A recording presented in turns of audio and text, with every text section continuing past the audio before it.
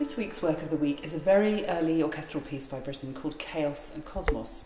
He composed it between August 22nd, 1927 and September the 5th, 1927, so he wasn't quite 14 years old. And he dedicated it to his parents on the 26th anniversary of their wedding, which was on September the 5th. He was in the habit of doing this. The previous year he gave them a large work for piano and orchestra, and the following year, 1928, he gave them Quatre chansons françaises, which was a voice and orchestra. So no doubt to the slight bewilderment of his parents, every year for a while they received a huge orchestral piece for their wedding anniversary.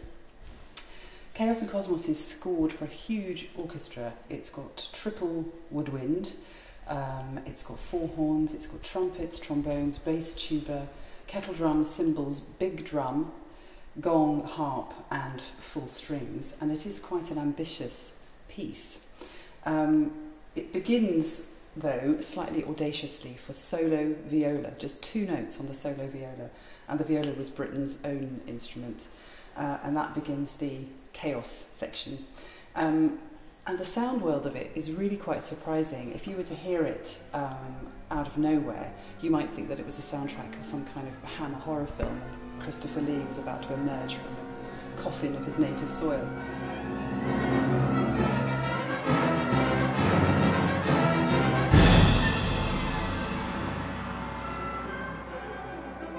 It's got great melodrama to it, so I'm not quite sure what Britten will have been listening to in order to have got into this kind of sound world. What follows is the Cosmos section, which is a more peaceful section, which begins with a rather beautiful tune, and then a little passage that reminds you a bit of one of the movements of the Planet Suite by Holst that Britten probably would have heard by this stage.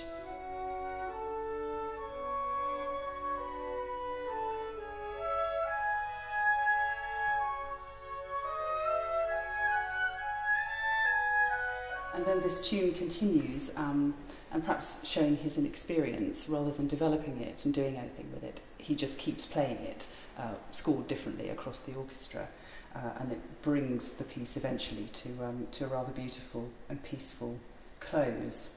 So it's a surprising piece, given that it is for such large forces, has this rather unusual sound world, and he also seems to have written it straight into the manuscript paper in ink. There doesn't seem to exist any preliminary sketches for it either. It doesn't sound recognisably Brittonish. You can't necessarily trace the later Britten through this piece, but given his industry as a child and that he wrote this in about just over 2 weeks, it does demonstrate already his formidable work ethic that was to last him the rest of his life.